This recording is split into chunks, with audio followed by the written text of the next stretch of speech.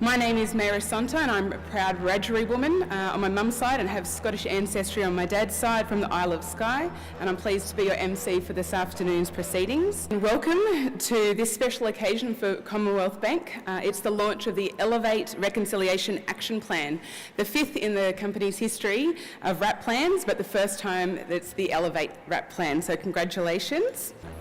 The Gadigal clan is one of 29 that makes up the Eora Nation.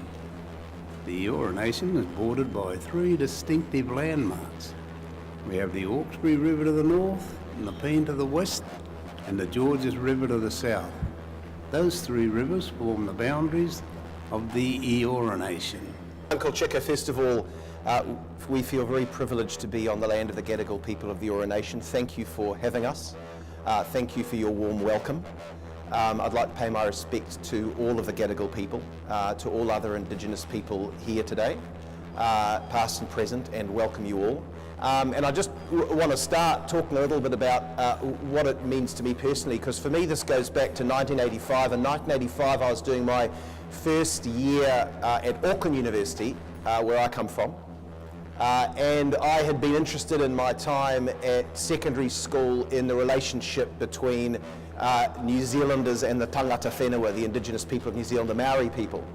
And at that stage, the historic relationship between the Maori people and the rest of New Zealand was becoming a lot more into focus, and we were talking a lot more about it at school.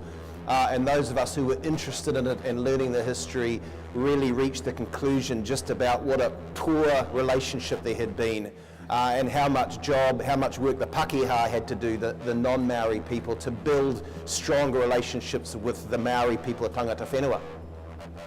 And as part of that interest, in my first year at university, I enrolled in a paper called Comparative Race Relations Between Australia and New Zealand.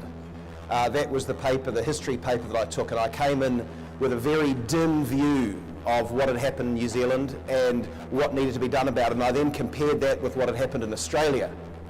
And I thought, boy, I came in with a bad feeling about what had happened on that side of the Tasman, and then I learned about what had happened on the other side of the Tasman. And I reached a view, there is just an enormous amount of work that needs to be done here. And from that point, it really broadened my own view about the importance of this issue in New Zealand, in Australia, and obviously to some extent in other parts of the world as well. And when I reflect on that, I can't tell you how much pleasure it gives me personally, just over 30 years later, to have the privilege of standing here as the CEO of the largest company in Australia, and acknowledge a step forward, still an early step forward, not the last step, not the final step, an early step forward, but a proud step forward in the Commonwealth Bank's approach to reconciliation, and in the Commonwealth Bank's approach not only historically to reconciliation, but equally importantly, building off that as a relationship with shared value to work together with our Indigenous brothers and sisters for mutual success. Over the past 10 years, the RAP program has been in existence. We have now over 700 organisations with the RAP in their organisations. The importance of this event is there's only 16 with an Elevate.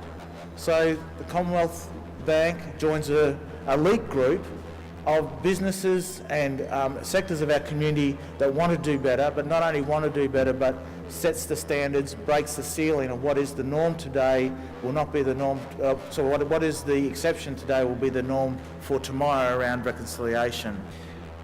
The Commonwealth Bank aren't just a partner or a reconciliation action partner in regards to what we do on the Central Coast. They become a relationship action partner. We've established the relationships, we put some strong actions in place around driving change for our community.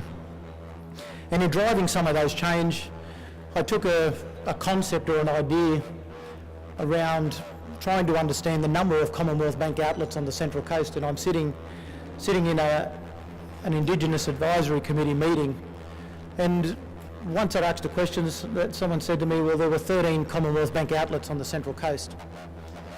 So my question was, how many Aboriginal people sit in those Commonwealth Bank outlets? There wasn't one. Today, I'm happy to say that there are 13 Indigenous trainees in every one of those Commonwealth Bank outlets on the Central Coast.